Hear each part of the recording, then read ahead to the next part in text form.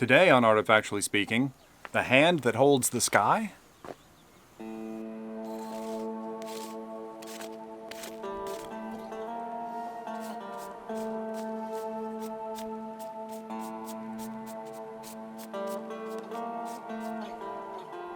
I'm Dr. Brad Hafford, archaeologist at the University of Pennsylvania, and I'm here in northern Iraq at the archaeological site, the ancient city of Nimrud. And Nimrud was the Assyrian capital, established by Assur-Nasir-Pal II in the 9th century BCE. And the artifact that we're looking at today is really fascinating to me. I've never seen anything like it, and I've just learned about them, so I wanted to share it. It was found here in the trench that I'm in now, in the courtyard of the Ishtar temple. And we tend to call them the Hand of Ishtar, because one like it was found the first time they found them was in an Ishtar temple. I think in this Ishtar temple, in fact. And there's one in the Suleimania Museum that's very much like this. Now, I want to show it to you more closely. You can see that there are fingers and a flat area. This flat area is broken. It would have gone a little bit farther. This is made of clay, and it's covered with bitumen. Now, we believe that they were used architecturally, and something like this. They went up embedded in the wall, and then the roof beam would be held by it. So Ishtar, if that's who it really represents, literally held up the roof. And so it probably wasn't all that structural. It's more decorative, but it's also a kind of psychological thing. There's magic behind it. All of that said, there's a bit of a problem with our interpretation of it as the Hand of Ishtar. The main thing is that there is an inscription. Now, it's almost impossible to see here because it's underneath the bitumen. The inscription runs along the fingers. And the inscription actually says something about the Ninurta temple.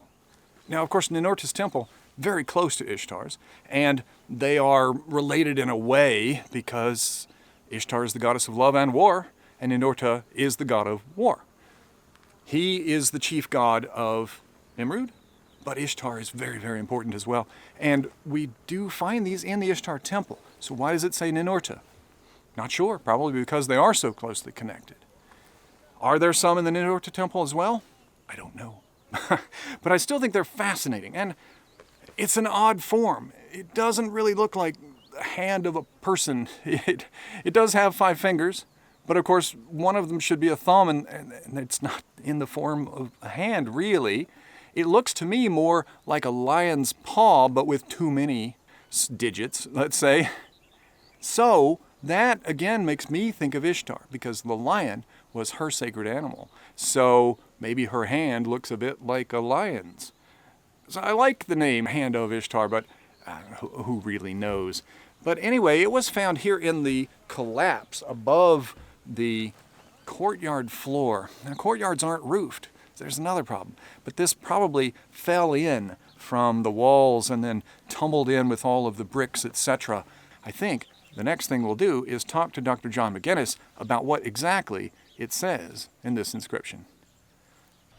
I'm here with Dr. John MacGinnis, archaeologist and Assyriologist, and he specializes in reading the cuneiform. So, John, what is this object and what does the inscription say? Hi Brad, and it's great to be working with you again here at the site of Nimrud on the University of Pennsylvania expedition. This is a Hand of Ishtar, and it's a classic, a fantastic Assyrian object.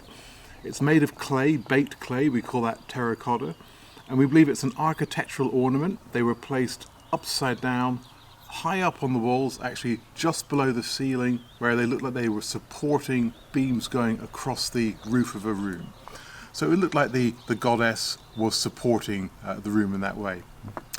Now we call it a Hand of Ishtar, but it's probably not actually a hand, it's probably a paw, a lion's paw, and that's because Ishtar, her animal was the lion.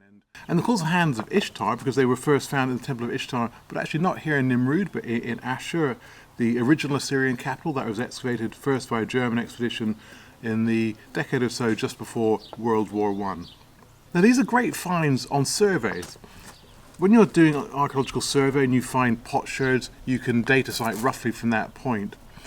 to that point in time. So when we were working in southeastern Turkey, for example, at a site called Ziyaret Tepe, the ancient Assyrian capital of Tushan, provincial capital of Tushan, we found Assyrian pottery, so that told us we had an Assyrian site. But we also found a number of these in the survey. Now they're chunky, and even if they get beaten up by the plough, they don't get entirely destroyed, so they survive that level of wear and tear, and they're there for us to find on the surface. And that meant that in that case we could be sure not just we had an Assyrian site at Ziyaret Tepe, but it was a site with monumental buildings as well. Now let's have a look at this artifact specifically. Along the knuckles of the fingers or paw, you sometimes have inscriptions, and luckily in this case we do. Now, the beginning's broken, we're going to come back to that in just a second, but it then says, son of Tukulti Ninurta, grandson of Adad-nirari. So we can be pretty sure that, in fact we can be certain that the beginning said Ashurnatsapal. And the full inscription reads, Ashurnatsapal, king of Assyria, son of Tukulti Ninurta, king of Assyria, grandson of Adad-nirari, also king of Assyria. And then it says, property of the temple of Ninurta. Well, that's kind of a surprise. This artifact was found in the temple of Ishtar in Nimrud, but the Ishtar temple is part of the same complex as the Ninurta temple. So either the object became dislodged and moved around and was found in a different location for that reason, or maybe the builders who installed it couldn't read cuneiform and they just put it up where they thought they needed to install the Hand of Ishtar. So it dates to the reign of Ashurnatsapal II. He's the king who founded Nimrud as a capital of the Assyrian Empire. He didn't found the city. The city was actually founded by his forebear called Shalmaneser I, but he did turn it into the new capital of the Assyrian Empire from the mid-9th century BC until the late 8th century. All right, thank you, John. No, thank you, Brad. Thanks for joining me. I hope you enjoyed looking at this Hand of Ishtar, and I hope you'll join me again on the next Artifactually Speaking. See you then.